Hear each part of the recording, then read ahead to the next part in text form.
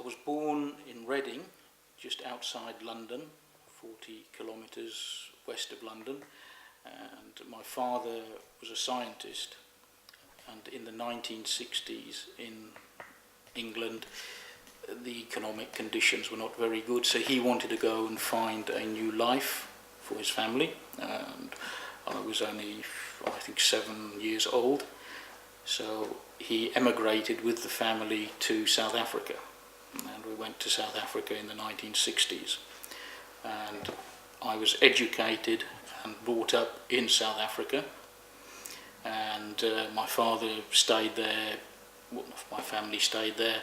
My father worked there for the rest of his life, and it was quite an interesting time because in the 60s and the 70s and the 80s South Africa was not regarded as a good country because of the racial problems, but in all honesty I found the life there very good. I was able to do a lot of things in South Africa that I don't think I would have been able to do, lots of adventures, for instance, had I stayed in Great Britain. Okay. Yeah.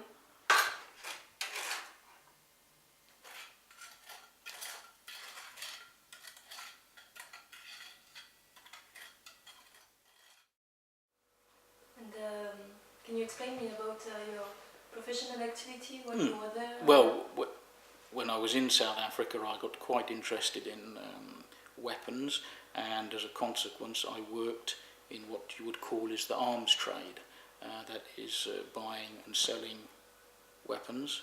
At that time it was quite interesting because the rest of the world did not really allow South Africa to import weapons, but as in most things there were always ways around this, and so for a long time that was basically my profession. I worked for the arms trade, imported and sold weapons, also taught people how to use the weapons, security people, people who had need of a firearm for self-defence.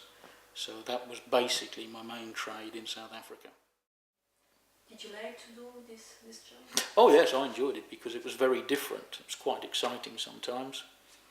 So it was just a very different life, and yes, I enjoyed the shooting sports as well. So for me it was like if you have someone that likes fast cars and he can drive a racing car all day.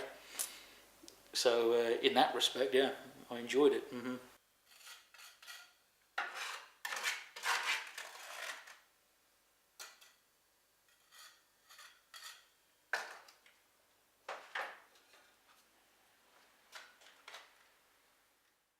I travelled a lot from South Africa. I travelled to Europe, a bit to North Africa, and back to the United Kingdom, Britain, to travel around and have a look at the rest of the world, basically.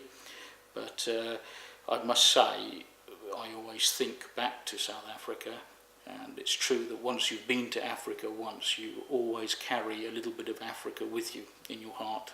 That is for certain. You'll see how people live there, you'll see, perhaps find out a little bit of what goes on there. Unfortunately, very unfortunately, Africa has, since the 60s when decolonisation took place, quite often been at the centre of the power struggle between the East and the West. And a lot of the civil wars and what has gone on there, people don't realise, has been partially as a result of either Western influence or attempted influence, then Chinese or Russian influence. Whereas on the face of it you might look at some African countries and say, well, it's just Africans fighting. But if you go into it in greater detail, then you quite often see that outside of Africa there's been an influence, a very big influence. It's been like a playground for the East and the West, especially during the years of the Cold War. Can you tell me more precisely from where you buy it and how it took place? Oh, how it, for instance, how the weapons would arrive in South Africa. Well, although there was an arms embargo, that is to say, weapons were not allowed to be sent to South Africa, there were lots of businessmen and governments that were quite willing to let the weapons go through. And it was not very difficult to contact an arms dealer in Europe or even in America and order the weapons, but they would not go directly to South Africa. They would go to another country and then to South Africa.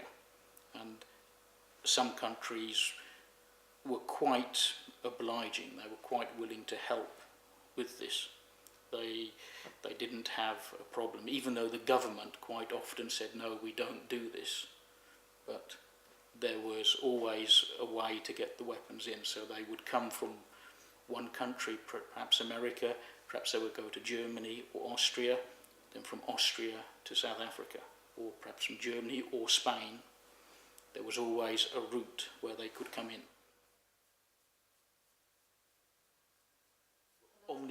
Omnipol, Czechoslovakia, do you know them? That was interesting because at that stage, in the 70s and 80s, Czechoslovakia was a communist country. South Africa was a very anti-communist government, but very easily we got Czechoslovakian pistols, military pistols, as many as we wanted, from Omnipol, which was the Czechoslovakian arms dealer. So it was very perverse that an anti-communist country like South Africa we were able to import communist pistols. So it came down to one thing, and that was money. The weapons arrived in South Africa by air freight or by sea freight, quite legally. Once they'd entered South African land, there was no problem there. The people that were selling the weapons, they always had a route to get it out of the original country. Now, they would also ask for documentation to say that the weapons were going to one country, knowing full well that the weapons would then continue to South Africa. But once the weapons arrived in South Africa, there was no illegality then. They were sold to licensed people, individuals or groups of security personnel, quite legally. So there was no problem there once they'd entered the country. Mm-hmm. Some people who went to Europe and America to organise the purchase of weapons were caught by the authorities in Europe and 1 or 2 years in jail in America or Germany perhaps. But they were attempting to make the contacts to buy the weapons, and sometimes it didn't work, and 1 or 2 people were caught. So this is the major industries who take the risk to make the weapons travel? Yes, you say the major industries. Quite often it's a middleman, that's a company in between that takes the risk. They are a third party. Not just talking about South Africa, but I can give you an example that in the mid-1980s, when Iraq and Iran were at war, the Iranian government was very, very desperate to get hold of certain technology, certain weapons, and they contacted companies in Europe and the UK who they knew had contacts with other countries' arms industries with a view to acquiring these weapons. Now at that stage I think there was an arms embargo against both Iran and Iraq, although given that America and Britain had supplied both countries originally anyway. So these middle companies, basically that they were no more than some offices with people on telephones, they had a contact somewhere else and they would say, listen, we want so many helicopters or we want so many missiles, anti-tank contre-char, the missile contre-char. Perhaps that person says, I know where we can get some, I know which government will sell them to us. So, but usually it wasn't the government taking the risk. If anyone was going to get into trouble, it could be those middlemen.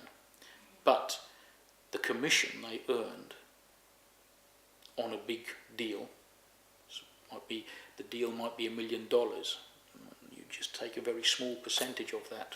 So they were businessmen, small business organisations that could organise something. And officially they were merchant of... Yes, they were importers, exporters. They might import or export second-hand cars, aircraft parts or aircraft, but also, if you wanted some cannons, some artillery shells, government of Iraq or Iran wanted some, they could get that as well. Mm-hmm.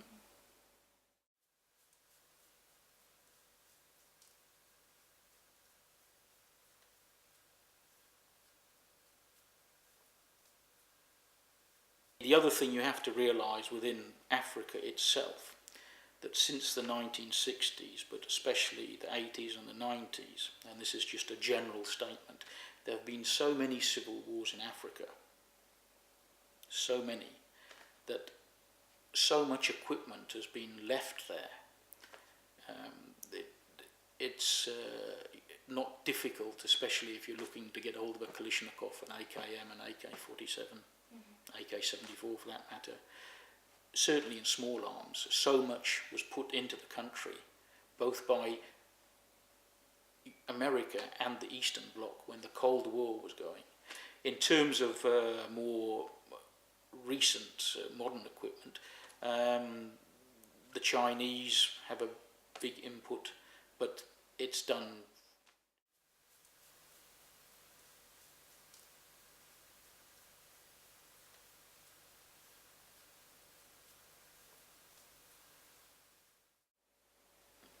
take a classic case in Africa, Zimbabwe. The British government effectively set Robert Mugabe up in power, where he's been since 1981, 1980, 27, 28 years. He has murdered tens of thousands of his own people. He's destroyed the economy. He has refused to have fair and free elections. Yet has the British government done anything about it? Not a thing. And refuses to do anything about it. So to me that's a great shame. Just sits back and watch that man who effectively they put in power destroy his own country and destroy tens of thousands of people with it. So yes, that's, but yet when they want to go to war in Iraq, no problem. But then Iraq's got oil, hasn't it? At the end of the day, everyone is individual. You always will get someone that wants to stand out or make a point or do something different.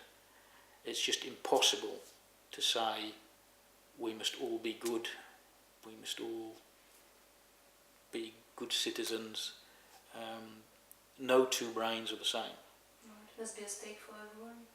Well, I don't have a problem with that, and I don't have a problem with everyone having a little bit. But as you know, some people have nothing and some people have everything. And again, that's unfortunately the way of the world. Yep.